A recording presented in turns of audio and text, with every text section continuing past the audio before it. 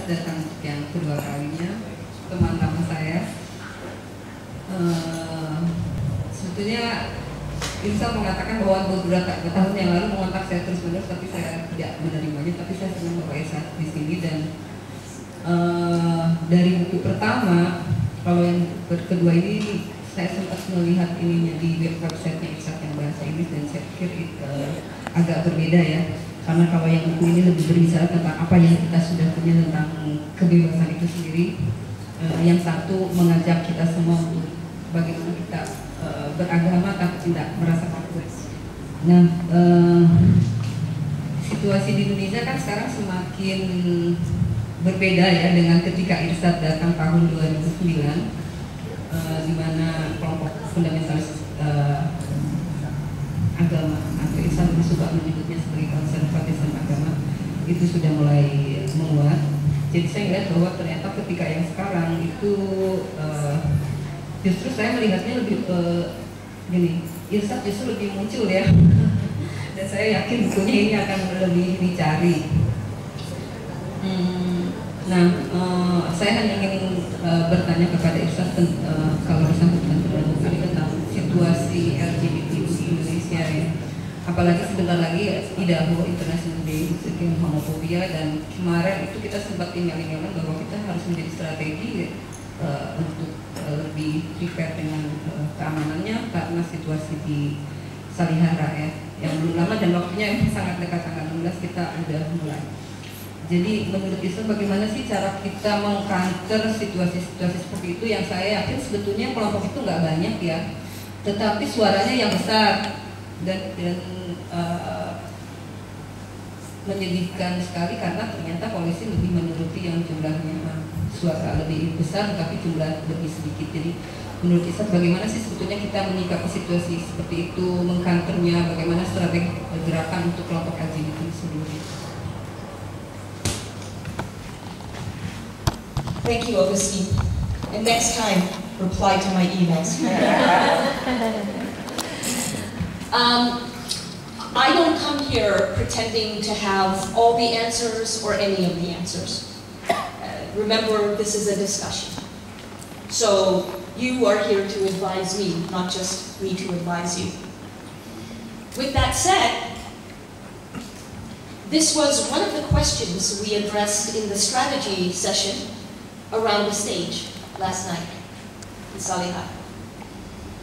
And I tried to make the point that liberal or feminist or reformist activists are always saying to me, Irshad, I can't debate with these gangsters. They know the Quran in a way that I don't. I don't have the scholarship. I don't have the knowledge. And I've kept this fear and concern in mind when I wrote Allah, Liberty, and Love. Because one of the things I tried to do is equip readers with some incredible passages from the Quran that you will never be told about by the clerics or by the politicians. Because if you knew about them, then you could say that, wait a minute, there's this other verse that either you don't know about or you're ignoring. And either way, it undermines your credibility. I'll just give you a quick example. A verse, very simple one, chapter 13, verse 11. God does not change the condition of a people until they change what is inside themselves. This is a call for self-criticism. And for recognizing you're not just a victim, you fundamentalists, you're not just a victim of US foreign policy or Israeli Zionism. Okay? You have to point the finger at yourselves as well. All of us do. That's right out of the Quran. There's another beautiful one. Chapter 4, verse 135, believers. Conduct yourselves with justice and bear true witness before God. Now here's the great part. Even if it be against yourselves, your parents, or your community. Against your parents or your community. Which means, don't worry about who you're going going to offend. You must speak the truth, bear true witness before God. And again, you guys know that of course this is what we need to do. What I'm saying is, this is a passage you need to commit to memory or have it in your back pocket.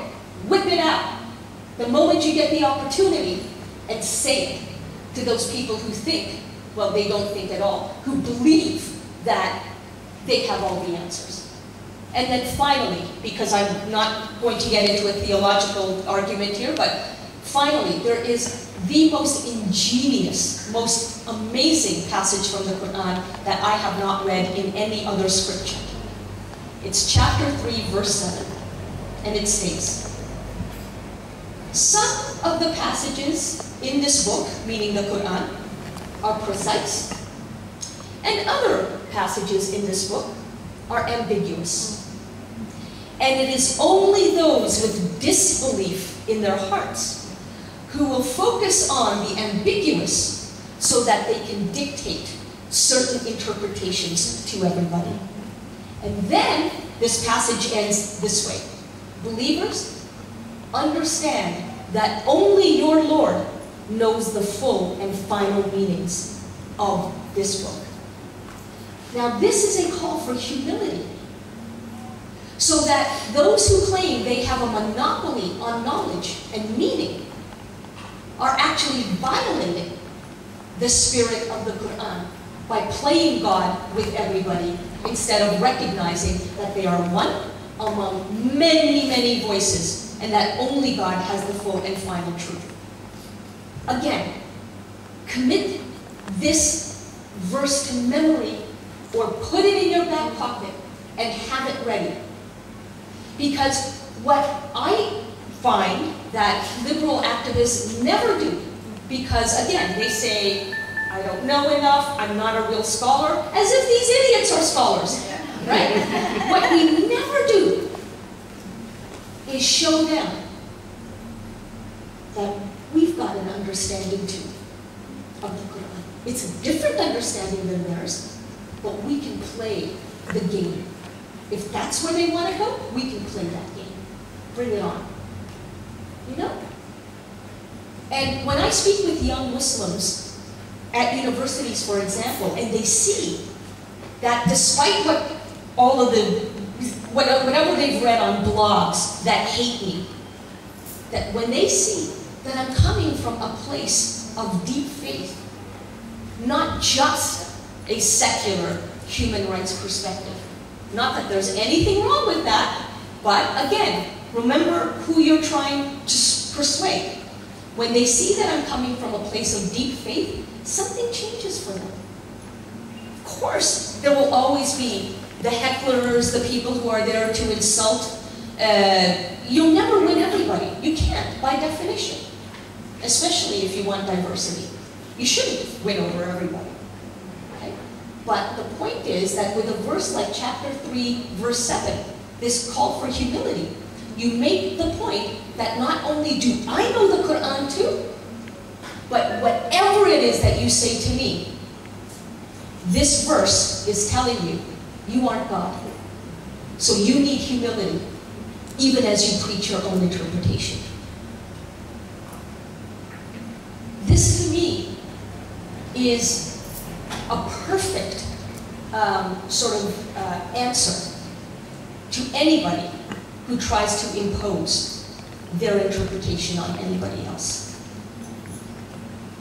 That, Augustine, is one of my recommendations to those who are, in fact, of faith and who are struggling with that faith. Now, for those who, frankly, aren't interested in having faith in Allah, of course, you know, I respect that totally. There are other strategies in the book for people who are coming from a secular human rights perspective.